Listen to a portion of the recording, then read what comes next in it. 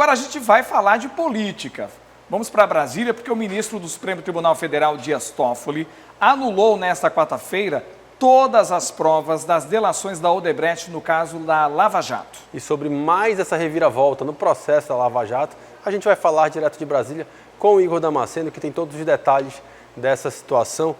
Igor, boa noite para você. Explica aí para quem está em casa, na prática, o que essa decisão afeta esses processos da Lava Jato. Dante, Alex, boa noite a vocês, boa noite a todos que nos assistem aqui no nosso Crítica Notícia. Essa decisão do ministro do Supremo Tribunal Federal, Dias Toffoli, também abrange a todos os outros condenados ali na Operação Lava Jato que fizeram parte, tiveram essa condenação por causa das provas nesse acordo de leniência da antiga Odebrecht, atual Novo Honor. A informação que nós temos é que Dias Toffoli assumiu essa decisão, ele assumiu esse julgamento herdado do ministro aposentado Ricardo Lewandowski. O STF atende a essa ação que foi protocolada pela defesa do próprio presidente Lula. A defesa alega que não teve acesso a nenhuma prova desse acordo de leniência e então pediu acesso a essas provas para poder tentar elaborar uma defesa melhor para o presidente Lula.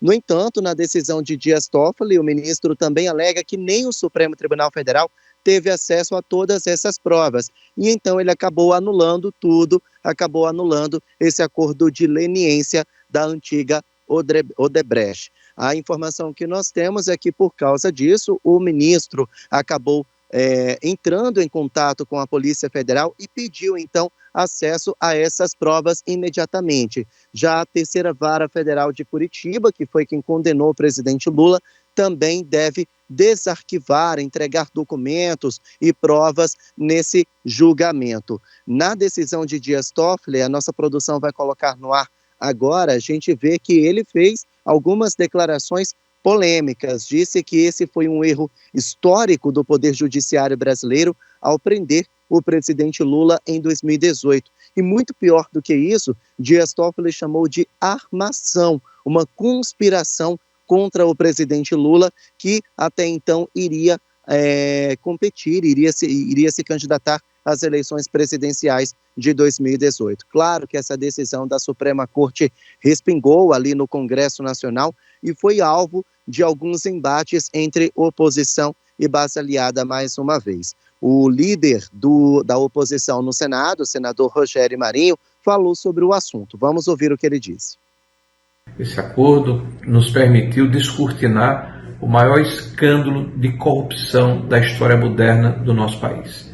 Mais de 6 bilhões de reais foram devolvidos por diferentes instâncias de funcionários públicos e empresários, que foram abarcados por essa investigação, que inclusive foi validada com sentenças condenatórias em diferentes instâncias judiciais. Decisão judicial se cumpre, mas nos cabe como cidadão, como homem público, lamentar.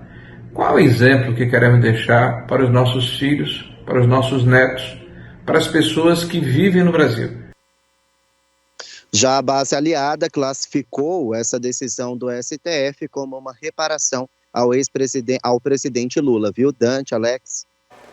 Ok, Igor. Tá ao certo. Então, ex-presidente, naquela época aconteceram as denúncias e a gente continua com você, Igor, porque esse é um assunto que a gente vai também trazer em outros momentos aqui no A Crítica Notícia, só que há outras temáticas que a gente vai continuar abordando ao vivo aqui. Aqui a gente estava falando dele enquanto ex-presidente, né? Mas ele, enquanto presidente, promoveu um dia ali de intensas articulações lá em Brasília que culminaram no anúncio oficial nessa quarta-feira de mudanças lá no quadro de ministros ali do governo federal. Pois é, são 2 novos nomes de ministros no governo Lula, pessoas que saíram e outras que vão ser remanejadas ou demitidas. Como é que fica essa composição ministerial?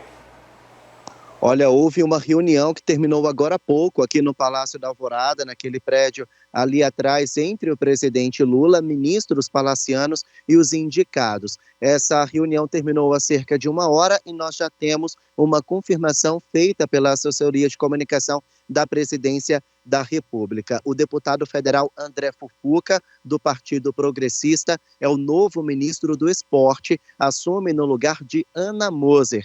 E a expectativa é que a pasta ganhe novos ministérios nas próximas semanas para aumentar a receita do órgão no ano de 2024. O também deputado federal Silvio Costa assume o Ministério de Portos e Aeroportos. O atual ministro da pasta, Márcio França, vai assumir um outro ministério que ainda vai ser criado, o Ministério de Pequenas e Médias Empresas. A informação da Presidência da República é que todos esses nomes vão ser oficializados no Diário Oficial da União, quando Lula retornar de viagem na cúpula do G20. E olha, o presidente Lula, ele passou o dia aqui no Palácio da Alvorada, cancelou agendas oficiais justamente para bater esse martelo. Agora há pouco, quem falou sobre o assunto foi o novo ministro do Esporte, André Fufuca. Ele anunciou quais são as pretensões dele, agora que é chefe da pasta. Vamos acompanhar. Colocar o esporte definitivamente como política de Estado, por sua inegável importância social e cultural. Meu compromisso será o de continuar pautando minhas ações no diálogo, respeito, equilíbrio e responsabilidade. Quero agradecer ao presidente Arthur Lira e a todos os parlamentares do Progressistas na Câmara dos Deputados. Meu muito obrigado a essa bancada tão forte e tão atuante que trabalha incansavelmente pelo bem do nosso Brasil. Bom, a gente viu André Fufuca agradecendo ao Partido Progressista e ao Arthur Lira, porque o próprio presidente da Câmara dos Deputados participou dessas negociações. A entrada dele e de Silvio Costa no governo federal marca de vez a entrada do Centrão Raiz no governo federal. Eu chamo de Centrão Raiz porque Partido Progressista e Republicanos são partidos que fizeram parte da base aliada durante a gestão do ex-presidente Jair Bolsonaro e agora transitam para a gestão de Lula, porque ele faz parte de alguns acordos.